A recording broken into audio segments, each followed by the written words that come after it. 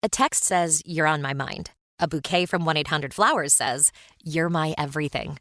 Heartfelt moments belong in the real world, not just your phone. For 50 years, 1-800-Flowers has helped millions of people make memories that'll last a lifetime with gifts they'll cherish forever. Their expertly curated arrangements and gift baskets ship nationwide with a 100% satisfaction guarantee. Don't wait for the next big moment. Make it when you visit 1-800-Flowers.com/podcast. That's 1-800-Flowers.com/podcast. Hey listeners, this is Peter and welcome back to the History Shorts.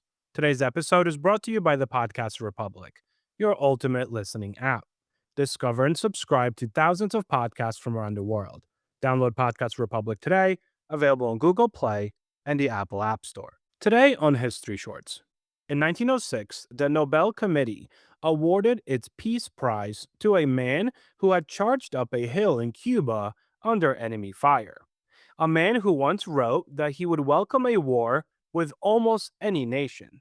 A man who kept a boxing ring in the White House and sparred with professional fighters until one of them detached his retina.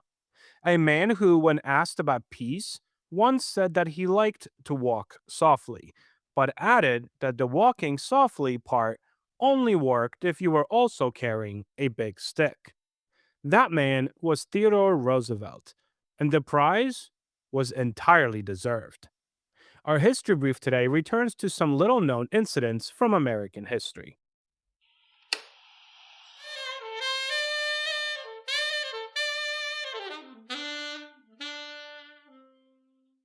A quick word from our sponsors. Ryan Reynolds here from Mint Mobile with a message for everyone paying big wireless way too much. Please, for the love of everything good in this world, stop. With Mint, you can get premium wireless for just $15 a month. Of course, if you enjoy overpaying, no judgments, but that's weird. Okay, one judgment. Anyway, give it a try at mintmobile.com/switch. Upfront payment of $45 for 3-month plan, equivalent to $15 per month required. Intro rate first 3 months only, then full price plan options available. Taxes and fees extra. See full terms at mintmobile.com. This day in history. On April 28, 1789, the crew of HMS Bounty mutinied against Captain William Bligh, setting adrift one of the most famous maritime rebellions in history. On April 28, 1945, Italian dictator Benito Mussolini was captured and executed by Italian partisans as World War II in Europe neared its end. Story of the day. In February of 1904, Japan launched a surprise attack on the Russian naval base at Port Arthur in Manchuria. What followed was one of the most brutal and consequential conflicts of the early 20th century. Japan and Russia fought across the frozen landscape of Manchuria in battles that prefigured the industrial slaughter of the First World War.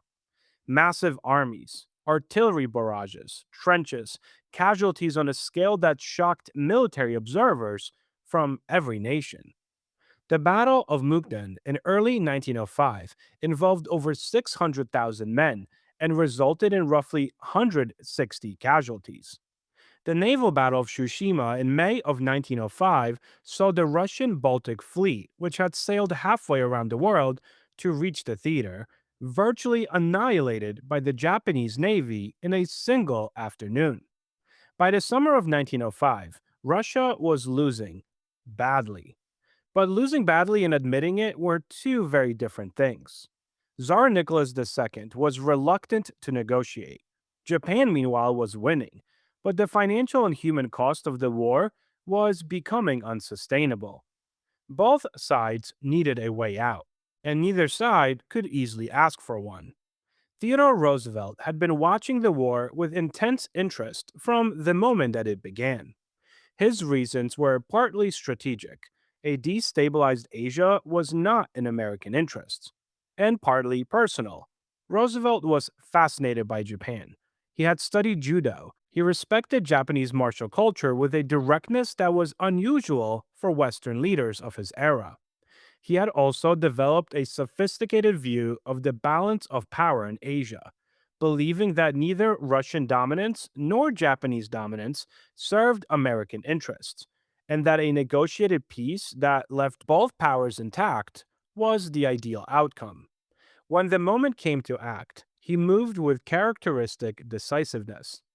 Using back channels, personal communications with the Russians and Japanese governments, conducted largely outside the formal State Department apparatus, Roosevelt persuaded both sides to send delegations to a peace conference on American soil. The location chosen was Portsmouth, New Hampshire. The date was August 1905. The Portsmouth Peace Conference was Roosevelt at his most extraordinary. He hosted the delegations personally, meeting with the Russian and Japanese representatives, managing their egos, applying pressure, and offering reassurance in precisely calibrated doses. The Russians arrived determined to concede as little as possible. The Japanese, flushed with military success, arrived with a list of demands that included a substantial cash indemnity from Russia. Roosevelt's central challenge was persuading Japan to drop the indemnity demand, the single issue most likely to collapse the negotiations, while persuading Russia to accept territorial concessions that it found humiliating. He worked with both sides simultaneously. He flattered the Russians, and he pressured the Japanese delegation through back channels. He used the Kaiser of Germany, with whom he maintained a personal correspondence, to lean on the Tsar.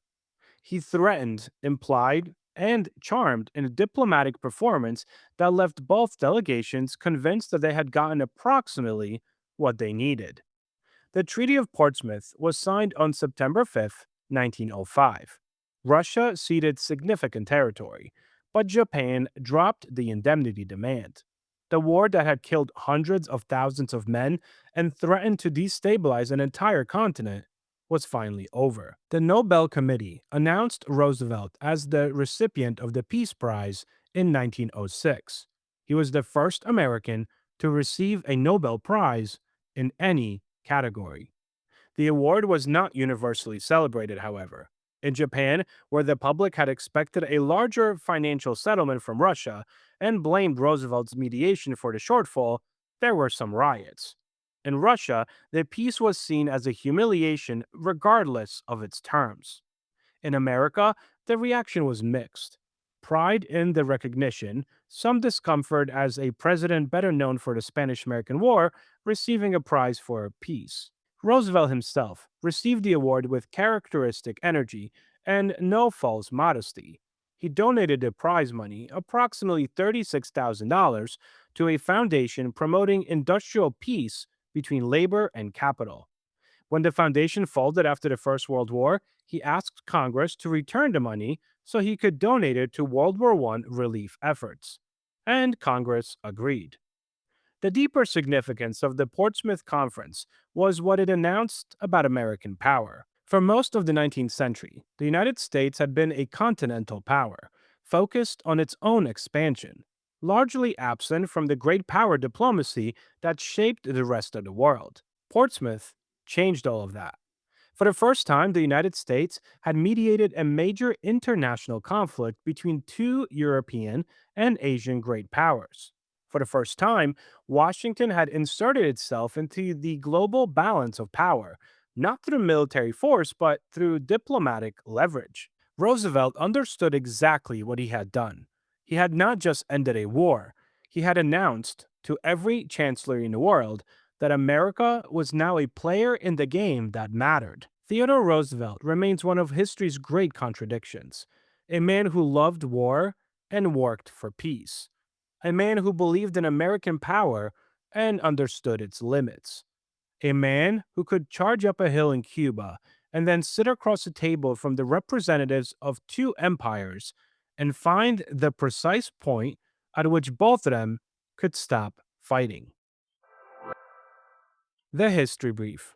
The following comes to us from Richard Shankman and Kurt Rieger's One Night Stands with American History. The news that Alfred E. Packer had murdered and eaten 5 hunting companions during a Colorado blizzard in 1873 was horrifying, for sure. Hardly anyone could think of a crime that was worse, but some people seemed concerned only because all of the victims happened to have been Democrats. One of the people was M.B. Gary, judge at Packer's trial. When sentencing Packer, the judge flew into a rage. "Stand up, you man-eating son of a bitch, and receive your sentence," he began. "There were 7 Democrats in Hinsdale County, but you, man-eating son of a bitch, you ate 5 of them. I sentence you to be hanged by the neck until you're dead, dead, dead, as a warning against reducing the Democratic population of this state." Thank you so much for spending some time with me today and helping make this little show such a mighty success. If you are enjoying this show and would like to help with its production, you can always donate a few dollars at buymeacoffee.com or become a Patreon member to enjoy these episodes ad-free. Both links can be found on our website at www.historyshortspodcast.com. I also hope you guys check out our new YouTube channel where we have different series that are not part of this feed. Have a great rest of your day, and I will talk to you all again tomorrow.